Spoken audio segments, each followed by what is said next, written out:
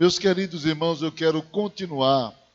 vamos continuar o estudo bíblico, essa temporada escatológica, e estamos falando sobre a morte. A palavra é um tanto assim contundente, né? Morte.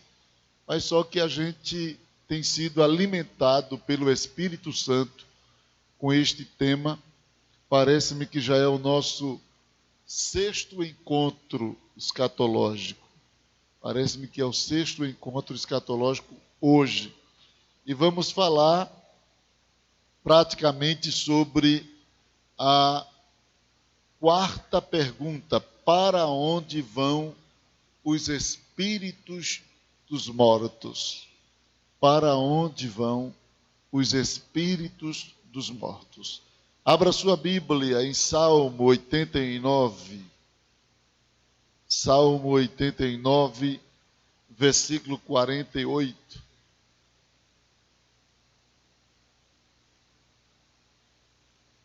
Salmos 89 e 48.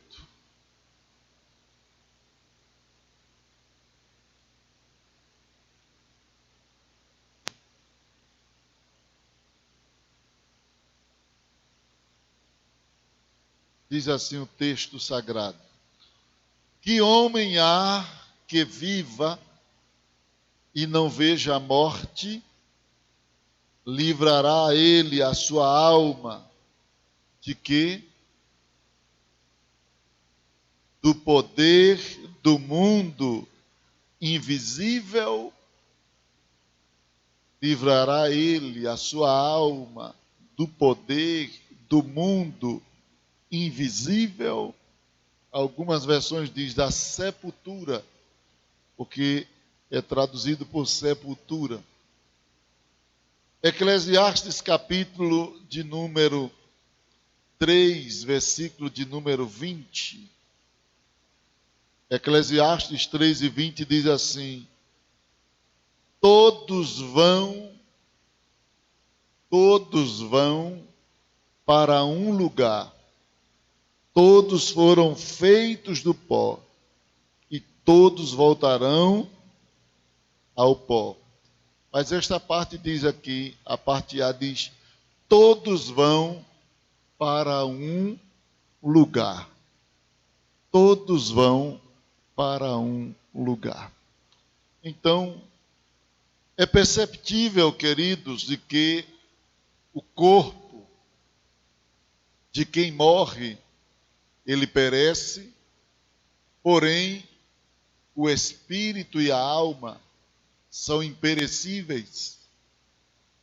Eles não se aniquilam, eles não deixam de existir, e eles vão para um lugar. No Salmo que lemos, 89 e 48, fala do poder do mundo invisível. Então existe o mundo visível, aquele que contemplamos, e existe o mundo invisível, o mundo que os olhos humanos não podem enxergar. Mas a Bíblia está falando de sua realidade. Eu não enxergo, mas ele existe. As coisas para existirem não dependem dos meus sentidos para serem reais. Meus sentidos têm limites. Há muitas coisas que a gente crê na existência sem propriamente fazer uso do sentido visual. A gente não vê quem está em São Paulo, mas a gente sabe que tem pessoas ali. Ou não é assim? A gente não precisa de ver para poder crer, como alguns dizem, porque a gente sabe que existe. E o mundo invisível, ele é real. Existem duas situações em que se destinam os mortos: a situação basicamente do corpo, o destino do corpo, e é bom a gente saber, só a título de recordação, porque já falei disso aqui, é bom sabermos de que, independente qual seja o estado do corpo, ativo ou passivo, morto ou vivo, ele pertence ao Senhor, o corpo pertence ao Senhor, e somente o Senhor tem autoridade sobre o corpo. Paulo diz isto na primeira carta aos Coríntios, capítulo de número 6, versículo 13, 19 e o 20. Nós não podemos fazer o que queremos com o nosso corpo. 1 Coríntios, capítulo 6, versículo de número 13, diz assim: os manjares são para o estômago, e o estômago para os alimentos. Deus, porém, aniquilará tanto um como os outros, mas o corpo não é para a prostituição, senão para o, e o Senhor para o. Então, veja que o Senhor exerce autoridade sobre o nosso corpo. No versículo de número 19 diz assim: ou não sabeis que o vosso corpo é o templo do Espírito Santo que habita em vós, proveniente de Deus, e que não sois de vós mesmos, porque fostes comprados por bom preço? Glorificai, pois, a Deus no vosso corpo e no vosso espírito, os quais pertencem a Deus. Então Deus decide como devemos usar o nosso corpo. Capítulo de número 6, versículo 15, diz assim: não sabeis vós que os vossos corpos são membros de Cristo? Tomarei, pois, os membros de Cristo e falo-eis membros de uma meretriz? Não, por certo. Ele mesmo responde, é uma pergunta de retórica. Nosso corpo, ele é do Senhor e a gente não pode usá-lo como bem queremos e para aquilo que queremos. Precisamos direcioná-lo ao uso exclusivo do nosso Deus, submetê-lo à vontade do Senhor, para que a gente não possa contrariar o propósito que Deus tem reservado para nós neste corpo. Então Deus decide como devemos usá-lo. Em Romanos capítulo 6, versículo de número 12, diz assim a palavra do Senhor, 6 e 12: não reine, portanto, o pecado em vosso corpo mortal, para lhe obedecerdes em suas concupiscências. Veja que a Bíblia está sempre mostrando-nos de que temos responsabilidade no uso do nosso corpo, que envolve todos os membros e sentidos que estão inseridos nele: a visão, a audição, o paladar, o olfato, o tato, a cognição. Tudo que Deus colocou neste corpo precisa estar em uso, pleno uso e funcionamento para a glória de Deus. Ainda em Romanos, versículo 13 diz: nem tampouco apresenteis os vossos membros ao pecado, por instrumentos de iniquidade, mas apresentai-vos a Deus como vivos dentre mortos, e os vossos membros a Deus como instrumentos de justiça. A Bíblia está nos mostrando de que nossos membros precisam estar em pleno funcionamento, sendo usado para glorificação de Deus. Não podemos usar os membros do nosso corpo para o pecado, para as coisas vis deste mundo. Não podemos fazer uso deste corpo para contrariar a vontade de Deus em nossa vida. E o que se deve acontecer com o mesmo quando se cumprir o seu prazo de garantia? Ou seja, Deus decide como devemos usá-lo e Deus decide como deve acontecer, ou o que se deve acontecer com o corpo depois que morrermos. Em Eclesiastes 12:7, a Bíblia diz que o pó volte à terra como era, e o espírito volta a Deus que o deu. Em 1 Coríntios, capítulo 15, versículo de número 54, diz assim: e quando isto que é corruptível se revestir da incorruptibilidade, e isto que é mortal se revestir da imortalidade, então cumprir-se-á a palavra que está escrita: tragada foi a morte na vitória. Ou seja, Deus exerce domínio, direito sobre o nosso corpo, tanto no estado ativo quanto passivo. Mesmo quando estamos vivos ou mortos, o nosso corpo é do Senhor. A gente não pode, em hipótese alguma, deixar uma carta, uma mensagem, para que o nosso corpo seja utilizado para outros fins, que não seja cumprir o propósito de Deus até na morte. Existem coisas, irmãos, que eu fico um pouco assim, retraído. Eu não posso aqui dizer definitivamente que é pecado, mas eu posso dizer que não é uma prática cristã a pessoa incinerar o corpo, pedir para depois da morte transformá-lo em cinza para jogar nas águas. Isso não é uma prática cristã. Isso começou no paganismo, entre pessoas pagãs, religiões pagãs. E hoje a gente vê pessoas praticando esse tipo de coisa, ou autorizando fazer isso com o seu corpo. Eu penso que o método que Deus aceita é o método tradicional. Morreu, sepultou. Tem nada que está queimando o corpo. Morreu, sepultou. Quando Jesus morreu, Deus não planejou para ele ser, como é que chama esse tipo de prática? Cremado, cremação não. Jesus foi sepultado. Todos os antigos servos de Deus eram sepultados. Desciam a sepultura de seus pais. A gente vê que quem foi queimado foi Saul. Saul foi queimado. Os reis pagãos eram queimados. Mas, na maioria, quando a gente analisa o contexto, a cremação tem origem pagã. Tem origem pagã.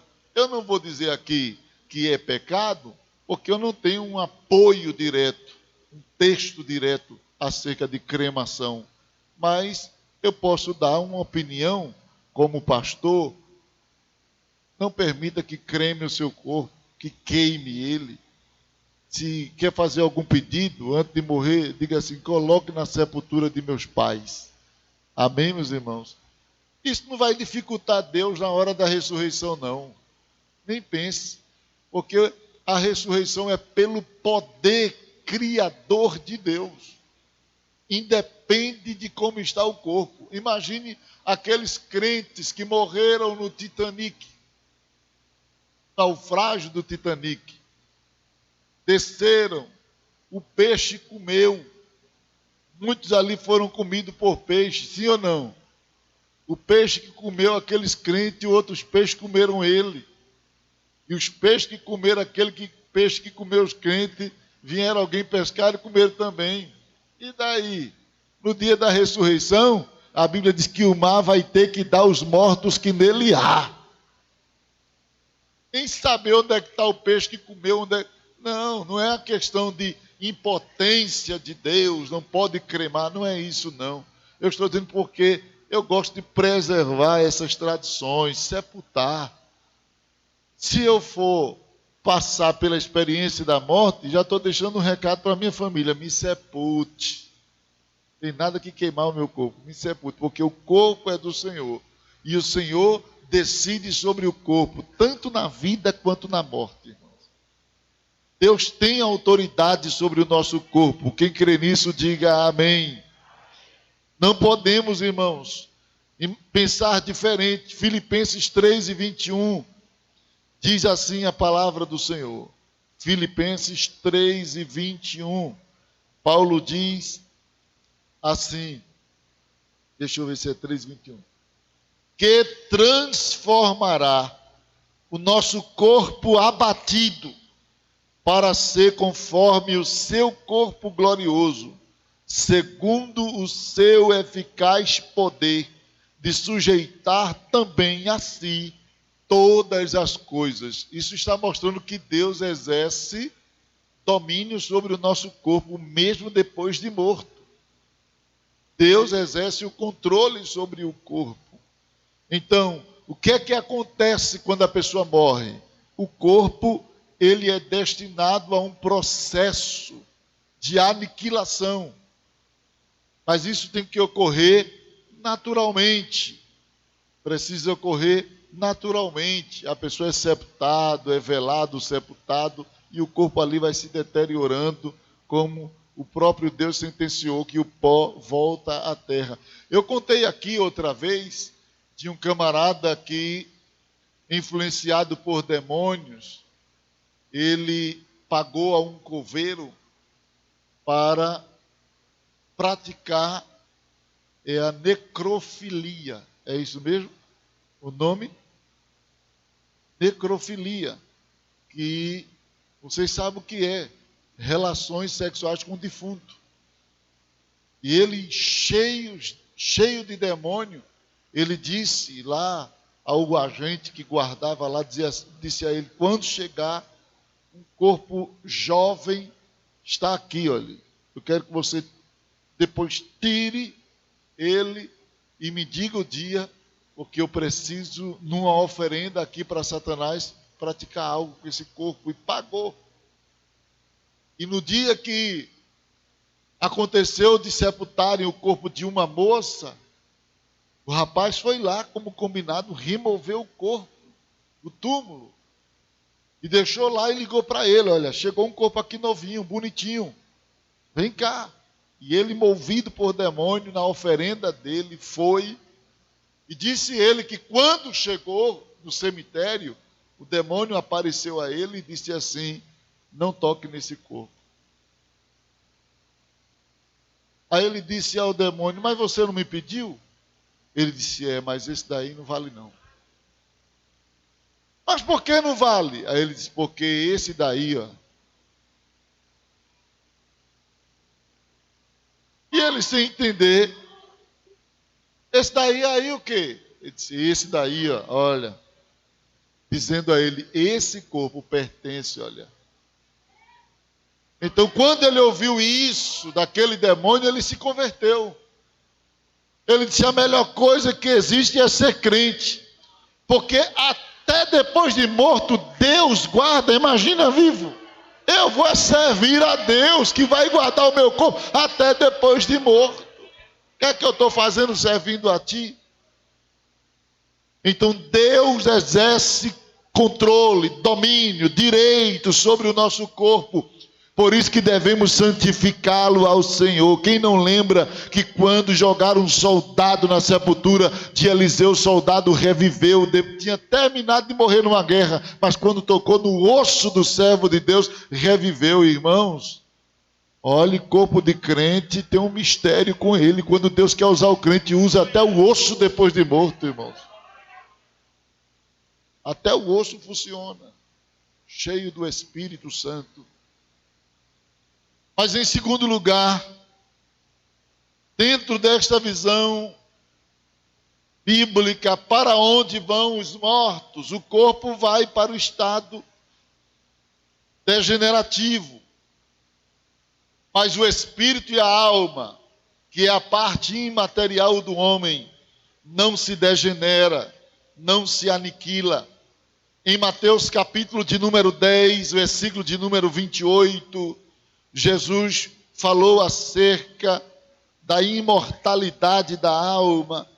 10:28, ele diz a seguinte declaração.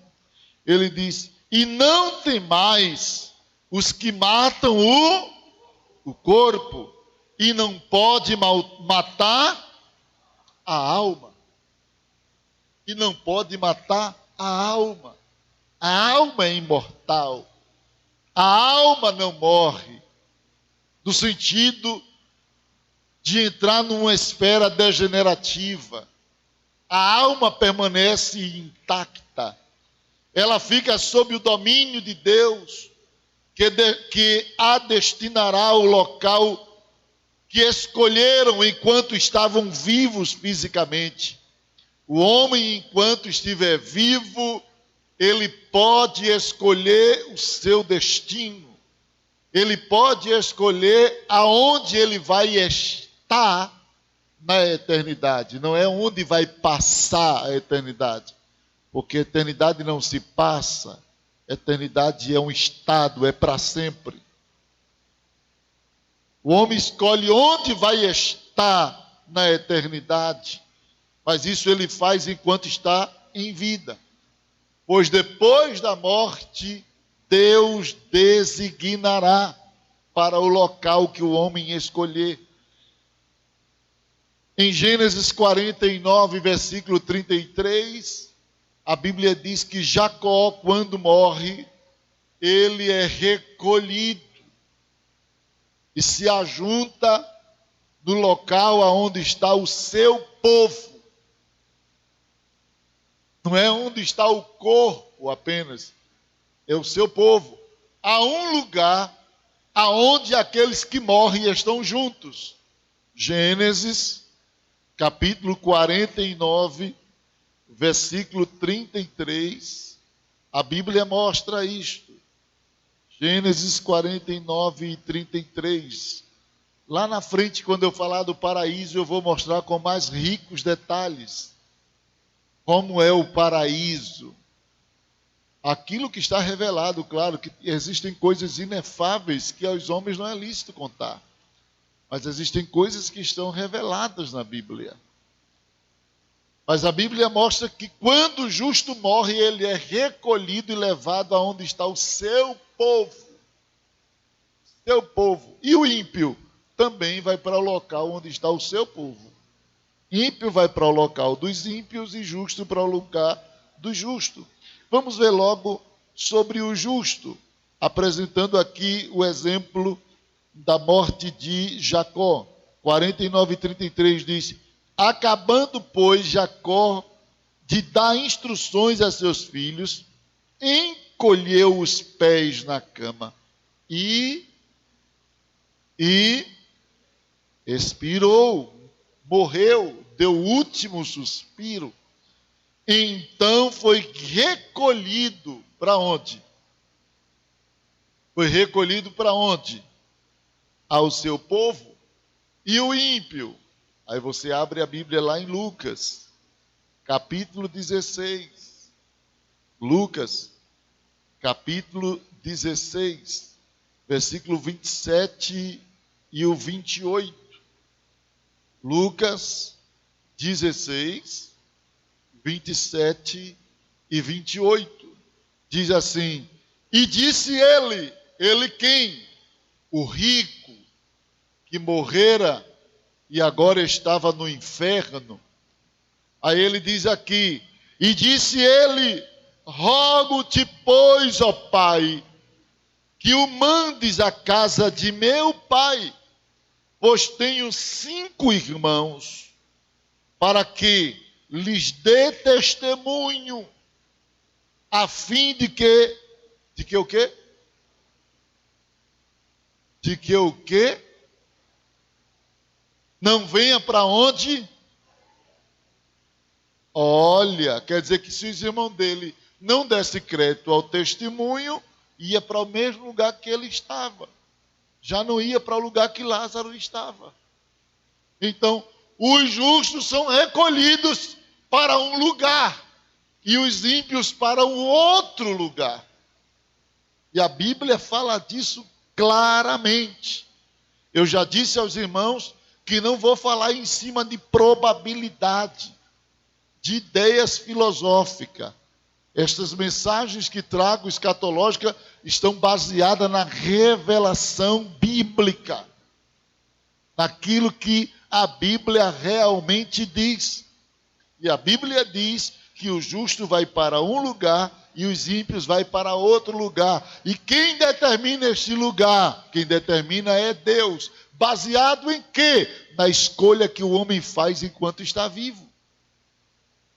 Quem me entendeu, diga amém. Então existem lugares reais aonde os espíritos dos mortos são recolhidos, são colocados. Esse local é chamado de estado intermediário. Por que estado intermediário? Porque é um estado onde a pessoa está entre a morte e a ressurreição. É o lugar onde a pessoa fica depois que morre, aguardando a ressurreição. Tanto o justo quanto os ímpios hão de ressuscitar um dia. Hão de ressuscitar. Só que antes de ressuscitar, eles ficam nesse estado. E neste local intermediário. É chamado estado intermediário porque está no intermédio. Nem está aqui, nem está definitivamente lá, no estado eterno, definido. Ele está no estado intermédio, esperando o dia de julgamento. Caso os ímpios e o justo, esperando o dia do arrebatamento, que dá a ele a oportunidade de ressuscitarem. Então, o estado intermediário é uma habitação espiritual fixa e temporal. Eu vou repetir. O estado intermediário é uma habitação espiritual fixa e temporal. É o modo de existir entre a vida e a ressurreição do corpo sepultado. A doutrina revela-nos de que existem dois lugares em que recebem os espíritos dos mortos. Primeiro, o inferno. Apocalipse capítulo 14, versículo 8 ao 11. A Bíblia mostra de que aqueles que estão comprometidos com o pecado e aliados à vida que Satanás propõe, eles estão decidindo ir para o inferno. Eles estão decidindo. Não é Deus que está predeterminando. Então vamos analisar primeiro, vamos começar a análise primeiro do estado intermediário dos ímpios. Nós vamos falar sobre o inferno e depois a gente fala sobre o paraíso. Amém, meus irmãos? Então, essas doutrinas que hão de se seguir agora vão apenas revelar segredos acerca do inferno. Acerca do inferno. Há muitas coisas que a gente precisa saber biblicamente sobre o inferno. Porque existem muitos mitos, muitas histórias, muitas mentiras, muitas fantasias criadas. Desde a Idade Média para cá, que a ideia de inferno se tornou obsoleta na mente de algumas pessoas, porque ganhou uma ideia de teatro para provocar nas pessoas medos, para que essas pudessem pagar suas indulgências, comprando um pedaço de terra no céu, para poder escapar desse inferno da Idade Média, um inferno teatral. Mas a Bíblia fala acerca do inferno. A Bíblia não omite a realidade do inferno. Nós vamos, a partir de agora, mostrar o estado intermediário dos ímpios. Então, o primeiro lugar, dentro deste assunto que iremos analisar, é o inferno. Há 3 termos originais que foram traduzidos por inferno. E todos eles se referem a um lugar propriamente dito. Ou seja, não se trata de uma situação, circunstâncias da vida como às vezes se tem aplicado. Algumas pessoas dizem, o inferno é uma situação de perturbação. Às vezes a pessoa usa um momento de perturbação para descrever o inferno. Mas a pior perturbação que a pessoa sinta aqui nesta terra não se compara com o infortúnio do inferno. Não tem nada a ver com a sensação infortúnia do inferno. E nós vamos ver isso aqui. A primeira palavra no original, que é traduzida por inferno, é a palavra Seol. Seol no hebraico. Ela aparece no Antigo Testamento cerca de 65 vezes. Esta palavra na Septuaginta, na tradução da Septuaginta, a tradução que foi feita por 70 estudiosos, esta tradução da Bíblia, ela foi feita do hebraico para o grego. E no grego a palavra Seol foi traduzida por Hades.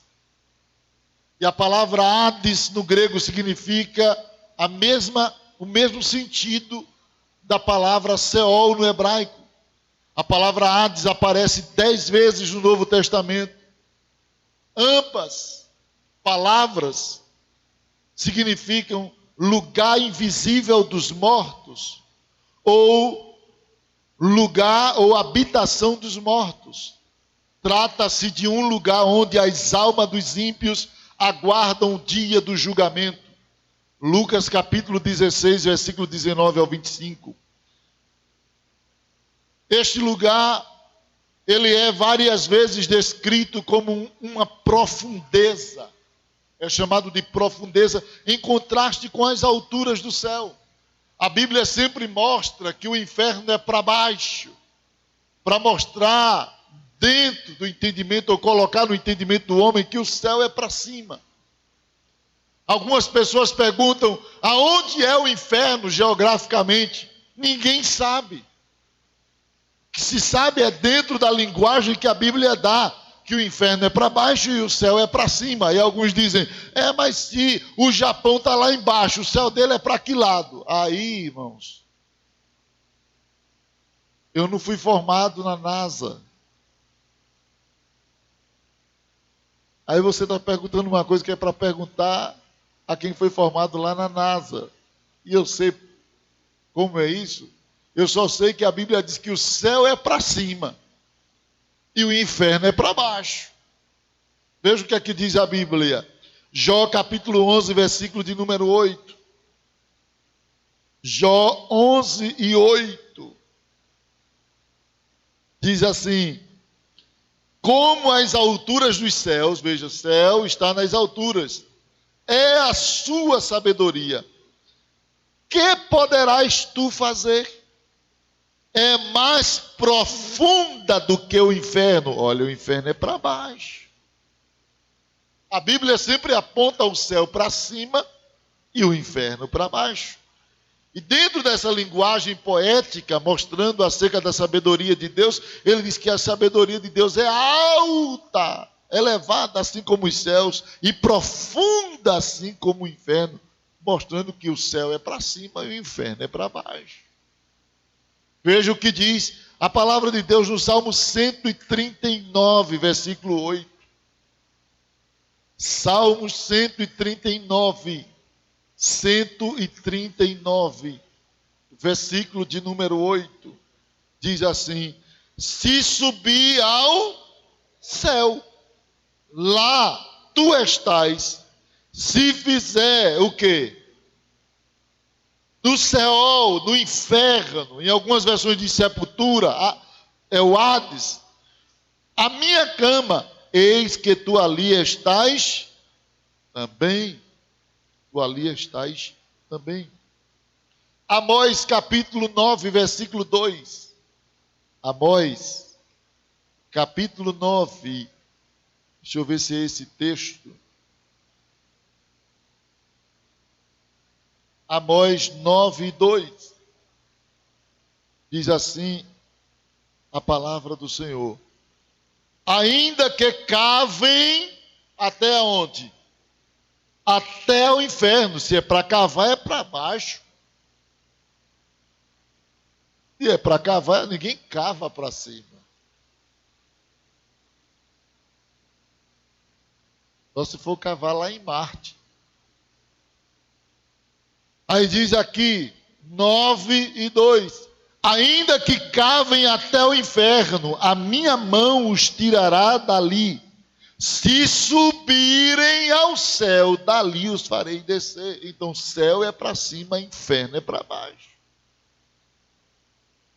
Amém? Amém, meus irmãos? É a verdade bíblica.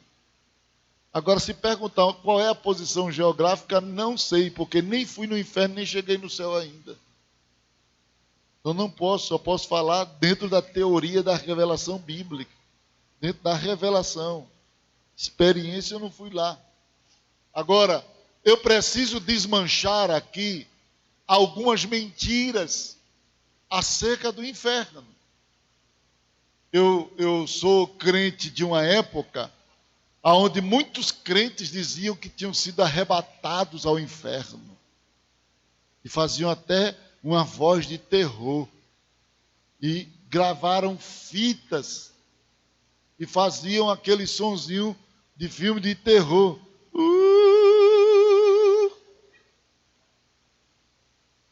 E vendiam nas igrejas. Sou dessa época. As pessoas diziam muito isso. E eu vi uma fita uma vez, eu fiquei aterrorizado. Eu ouvindo a fita, e o irmão dizia, e lá no inferno. Aí ficava esperando ver o capeta perto de mim, que ele fazia uma coisa na voz que eu já ficava...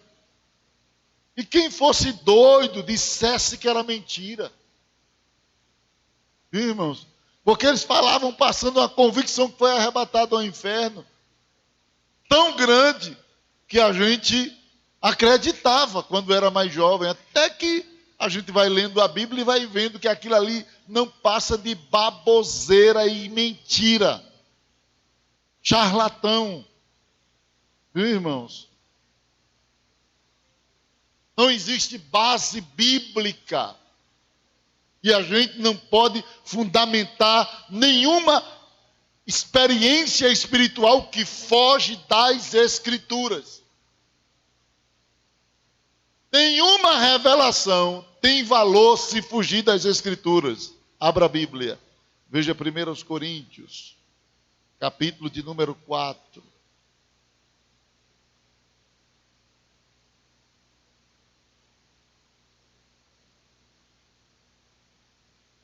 Versículo 6, diz assim, e eu, irmãos, apliquei estas coisas por semelhança a mim e a Apolo, por amor de vós, para o quê?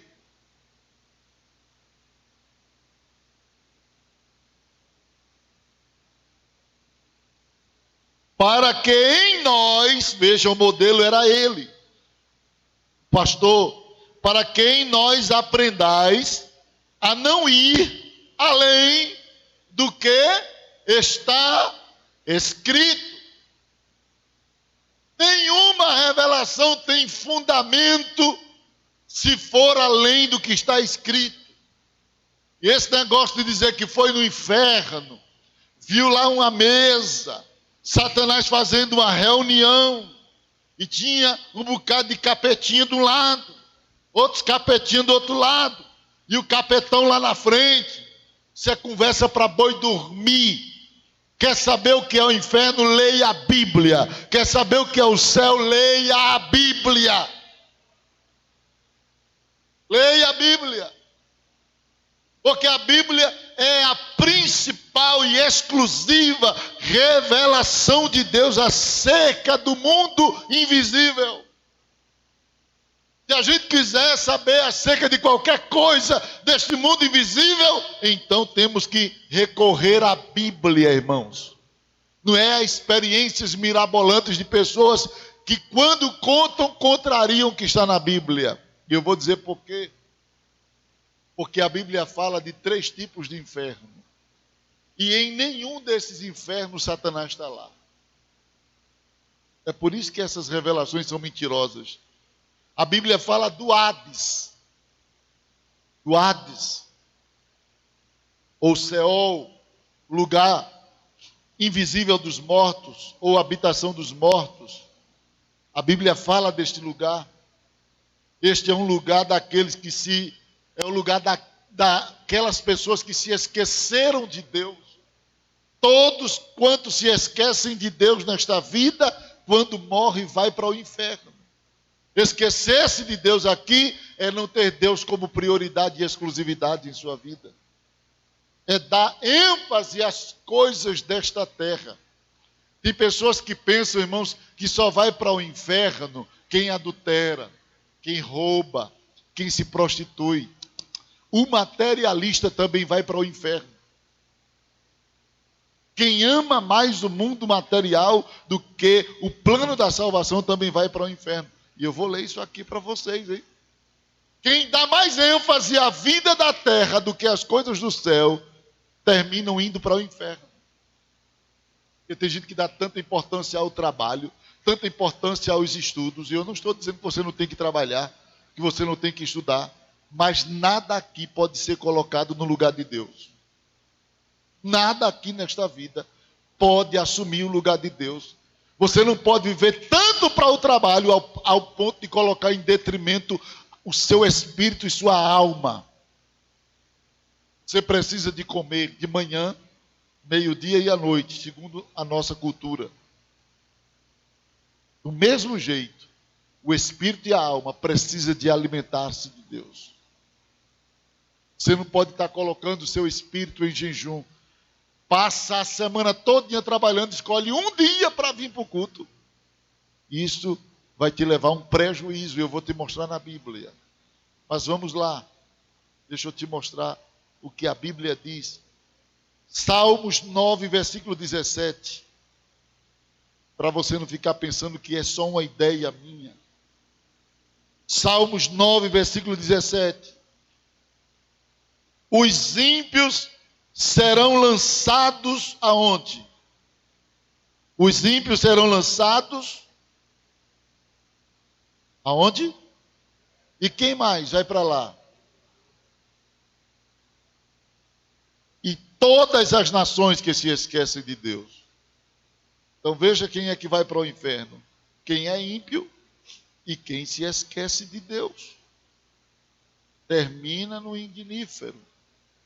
Neste lugar de tormento, neste lugar de perturbação.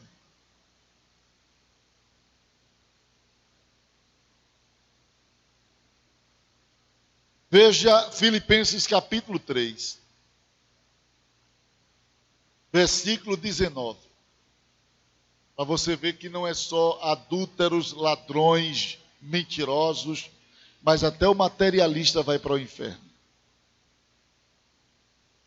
Filipenses 3 e 19. 3 e 19. Como é que diz aí? Cujo fim é a perdição. Por quê? Ele só vive para comer.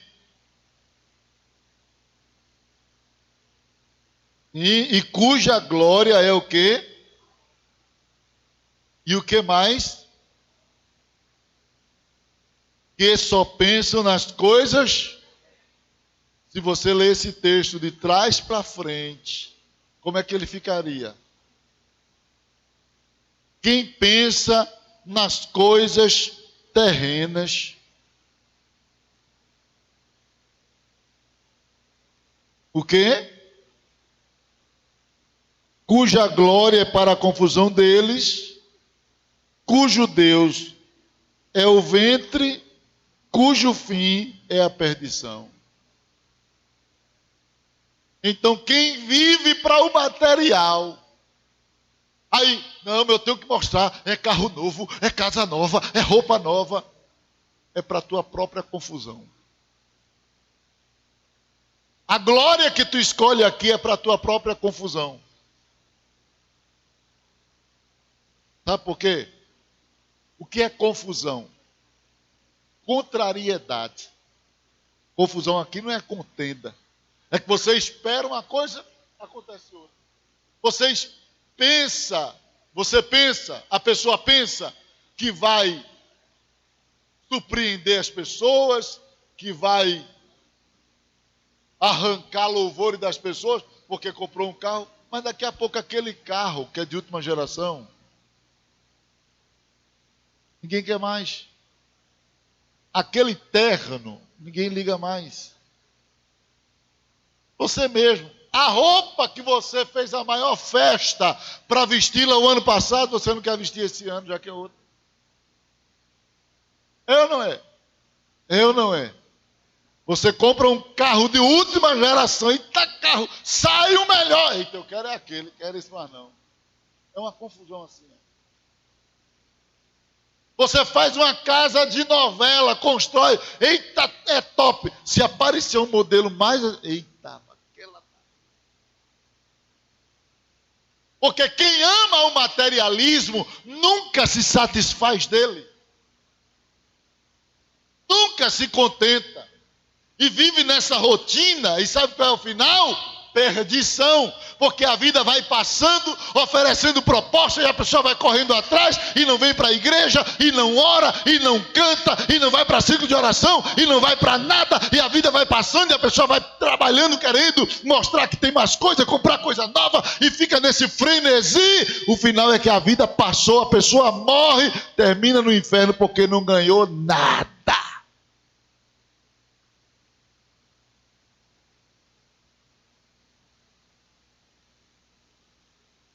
Eita lá. Irmãos. Então, acerca do inferno, a Bíblia fala de 3 tipos de inferno: o Hades ou Seol, o Tártaro e o Geena. E em nenhum desses Satanás está. Não há uma referência bíblica que Satanás está no inferno. Não há uma. Existe referência que ele vai ser lançado no mais profundo do abismo. Vai ser lançado. Mas hoje, ele está no inferno. Como é que a pessoa diz que foi arrebatado, viu lá Satanás numa mesa, fazendo reunião? Irmão, isso é só besteira, irmãos. Só besteira. A gente tem que fundamentar nossa fé na Bíblia e não em ilusão. História de Trancoso. O que é o Tártaro? Segunda epístola do apóstolo Pedro, capítulo 2, versículo 4. E em Judas, capítulo único, versículo 6. Tártaro, segundo a crença da época, uma crença que girava em torno, nessa época, dizia que o Tártaro é um local ou um lugar geograficamente abaixo do Hades. E o Hades é aqui, o Tártaro era mais embaixo. Tártaro é mais embaixo. Era uma crença da época. E o que é o Tártaro? O Tártaro é o inferno prisão de alguns anjos, alguns dos que se rebelaram contra Deus, aceitando as propostas de Satanás. A Bíblia diz que Deus prendeu esses anjos. Alguns dizem, por que Deus prendeu? É porque eles são muito ferozes? Não, é porque Deus não faz nada sem propósito. No período da grande tribulação, o Tártaro vai ser aberto. E esses anjos sairão com uma única finalidade: destruir a terça parte dos homens. Eles são vistos em alguns textos figurados como gafanhotos, que não vão devorar a erva do campo, mas só os homens. E no Tártaro estão reservados, alguns demônios estão presos no Tártaro. Mas Satanás não, Satanás está solto. Mas esses demônios estão presos lá. É a Bíblia quem diz, 2 de Pedro 2 e 4. Judas capítulo único, versículo 6.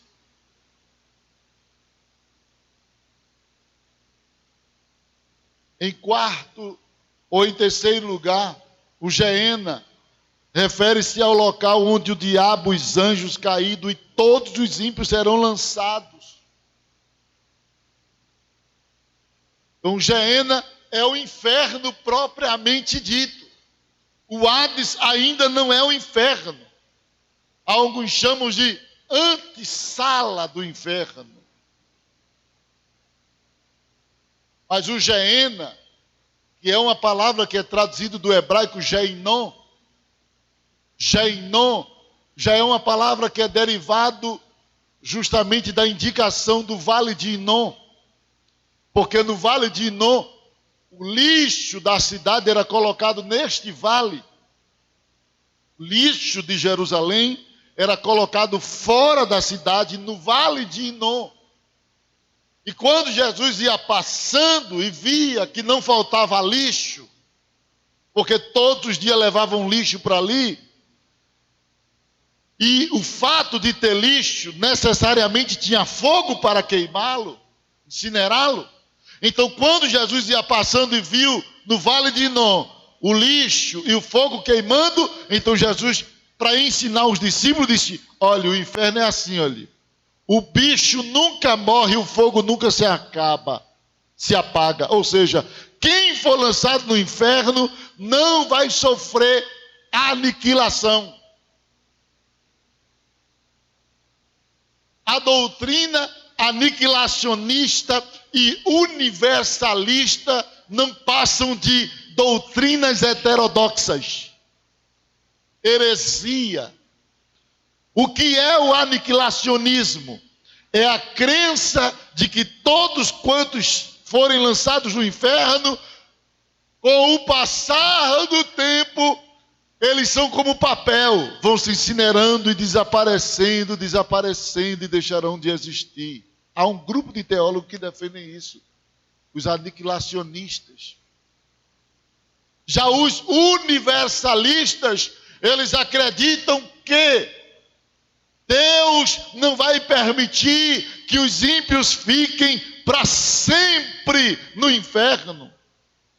Porque Deus é tão amoroso que vai deixar ele um tempão, até purificá-lo e depois já trazer tudinho para o céu. Mas se isso fosse verdade, Deus entraria em contradição. Porque João 14:6, a Bíblia diz que só há um caminho que leva o homem a Deus.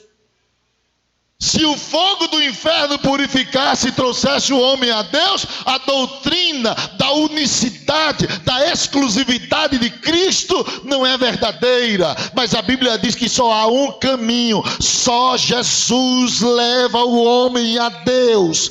Fogo de inferno nenhum vai purificar, não há purgatório. Isso é blá blá blá e conversa para boi dormir. Se o homem quiser ir ao céu, ele escolhe aqui abraçar Jesus, para lá do lado de lá viver com Jesus.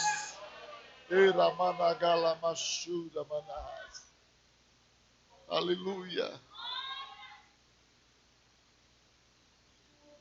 Irmão, isso aqui não é caldinho não, é mocotó mesmo. Só come quem quer ir para o céu, irmão.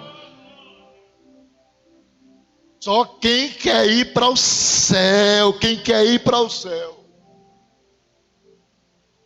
A escolha é aqui. Tem nada que esperar purgatório. Porque a doutrina do purgatório é uma farsa, é uma mentira, fundamentada em textos isolados. Pegam o texto do galardão, pelo fogo será salvo. Mas ali é o fogo, que é o Espírito Santo, que vai aprovar as obras dos santos. Até porque o bemá não é condenatório. O bemá, que é o tribunal de Cristo, no capítulo 3, versículo 12 de 1 Coríntios, ali é para os salvos, para quem já é salvo, é para receber galardão ou sofrer perda de galardão. Tem nada a ver com salvação.